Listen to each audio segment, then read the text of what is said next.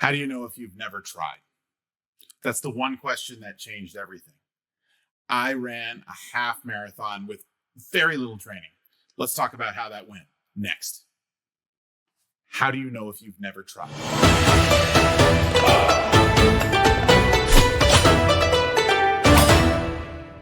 How do you know if you've never tried? 1 week later, I ran 13.1 miles. That's a half marathon. No race bib, no crowd, no finish line, just a handful of men pushing our limits. Now, if you've ever thought, could I run a half marathon, but you told yourself it's too far, it's too hard, it's just not for you, stick around.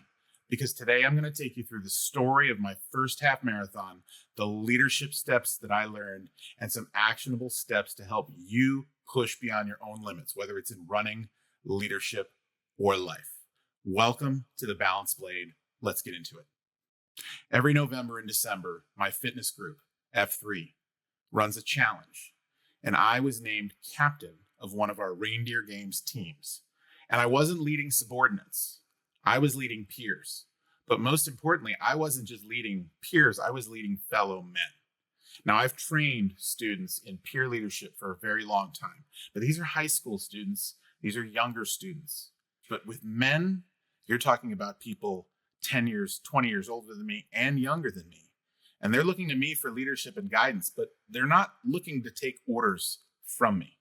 Now, we had a group chat on a Slack, and one of my teammates, who is a runner, suggested that we should consider doing our half marathon sooner rather than later. Now, you could run this or you could ruck this. So you could walk it with a weighted backpack, take 4 or 5 hours, totally fine.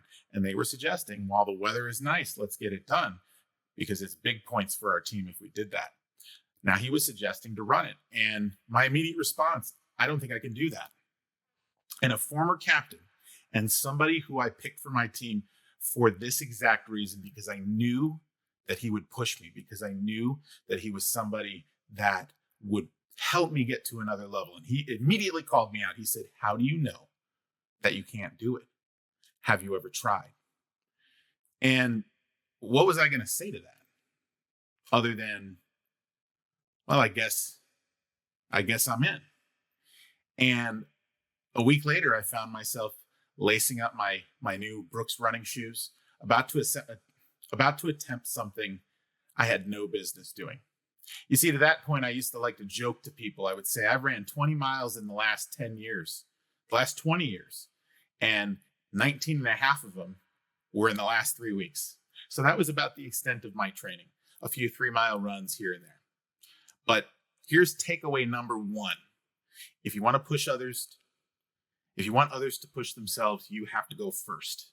You have to be the first one there. So a little more of my running background. My longest run to this point, 3 miles, and I've never done it without stopping. Granted, I was doing it in 35, 36 minutes. Not bad, not great. Now, why wasn't this impossible for me? Well, years of martial arts training meant my legs were strong, my hips, my glutes, my core. Now, my cardio, not built for running, but grit could make it up. And so here was my minimalist half marathon plan. All right, now there were going to be 4 of us running, 2 what we call gazelles, people that are going to run super fast and get that half marathon done in maybe around 2 hours. And 2 what we call Clydesdales. That's myself and another gentleman named Mike. Now, Mike was a good deal older than me, in his mid-50s, but he had been participating in F3 for longer, so he's pretty fit for somebody of that age. Both of us saw it as a challenge, and we both really looked at the other and said, well, I don't know that I could do this without you. But here's the thing. I was the captain. I was the one that made the call. And he, despite older, wiser, more mature, a business owner, he followed because I led from the front. But you can't just go out there and run this cold. You have to have a strategy. So here it was. Now, I mentioned that I had never ran 3 miles without stopping. So the goal was to run for the first 2 to 2.5 miles straight through to get some momentum. 11 and a half, maybe 12-minute pace. And I figured, well, if we can run at a 12-minute pace and we can walk at about a 16 to 15-minute pace, then maybe, just maybe, we could hit it in under 3.5 hours. That was the goal. So after that 2.5 miles, we were going to do something called the Galloway method, which was 90 seconds of running followed by 30 seconds of walking. Adjust as needed. And the goal was to run at least half of that 13.1 miles. Obviously not at once. After we got past that 2.5 mile mark, the goal was to just try to do that interval running as long as we could. Additionally, and number 2, and very important, you have to have the right fuel and gear. Now, I grabbed a little running belt with some energy gels, and trust me, you'll need them.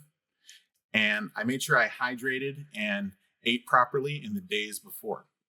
I also wore some pretty decent and newer running shoes that I had at the time, some Brooks Glycerin 20s. Now, they're not my favorite shoes now. I much prefer the New Balance 1080s.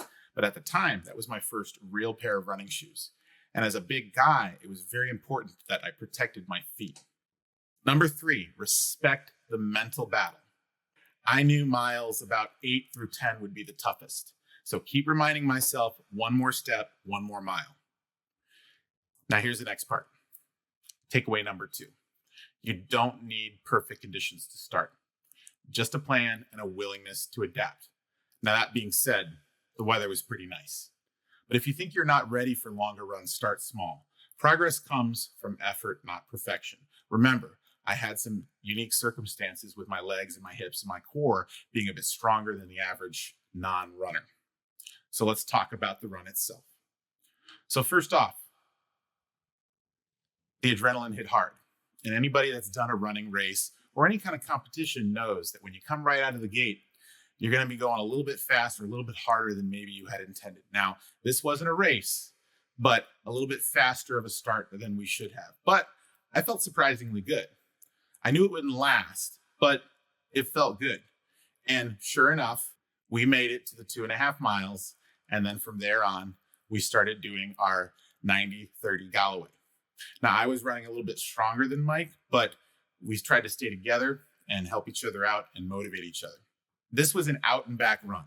So we were going to do approximately 6 3/4 miles or so, a little bit less than that, circle a loop and come on back. So as I mentioned, there were 2 gazelles running out in front of us. And I can remember we were somewhere around mile 5.5 when they returned along the path and gave us a little bit of encouragement. And that was nice. We switched to run a mile or so, walk a little until we got to about mile 8. At this point, we were heading back and there was a series of fire hydrants, maybe about 200 meters apart. So we would run 2 of them and walk 1. But at this point, the idea of keeping a timer just wasn't something that we really wanted to do. Could we have set something on our phones? Sure, but we were just trying to survive. And at mile 10, we hit a wall. And this is where most people quit, but quitting wasn't really an option because, well, we were about 3 miles from where our cars were parked and nobody was coming to get us. When we hit mile 11, the coolest thing happened. Our friends, Bluegill and Sensodyne, we call them. Sensodyne drove by cheering, "Yeah, you go."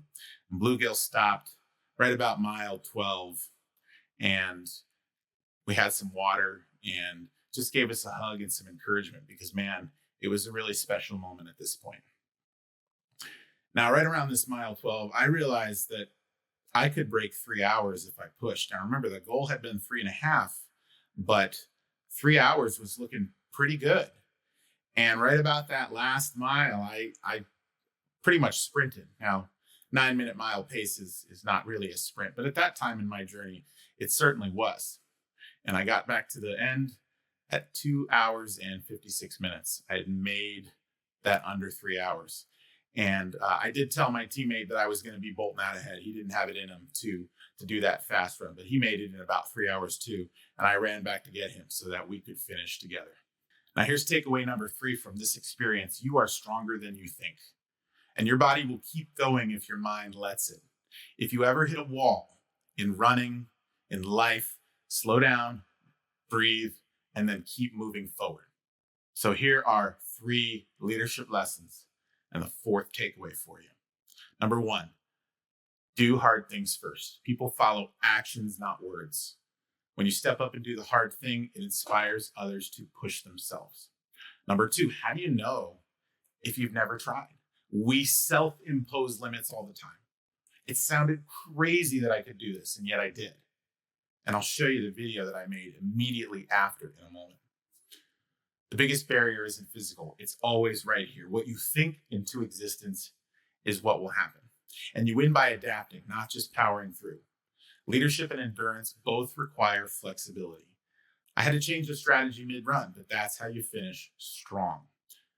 And here's takeaway number 4. If you want to grow as a leader, push yourself beyond what's comfortable. Try something that seems just out of reach. This was more than just out of reach. This was really out of reach.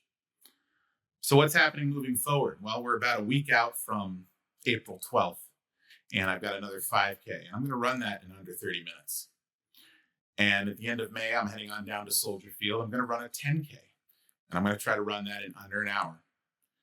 And I've signed up for the Naperville, Illinois half marathon in October. And I'm going to try to break 2:30 and maybe 2 hours and 15 minutes. Now, knowing what I felt like after some of my races, I'm going to try to do the Chicago Marathon or something similar in 2026. And in 2027, a friend of mine did this. We go down to Disney a lot in my family, and in 4 consecutive days, remember I was pretty sore after that half, I'm going to do a 5K, a 10K, a half, and a full marathon in 4 consecutive days. I'm going to run all 4 of those and try to have great times. Now for you, here's a bit of a challenge for you. You don't need to run a half marathon. I'm not saying that at all. That was my crazy. But you can pick yours and go after it. And you might just find freedom in every mile. If this story resonated with you, drop a comment below. Have you ever taken on something that you thought was impossible? Let me know. And if you want to follow my journey to the Chicago Marathon and beyond, hit that subscribe button. And until next time, stay sharp.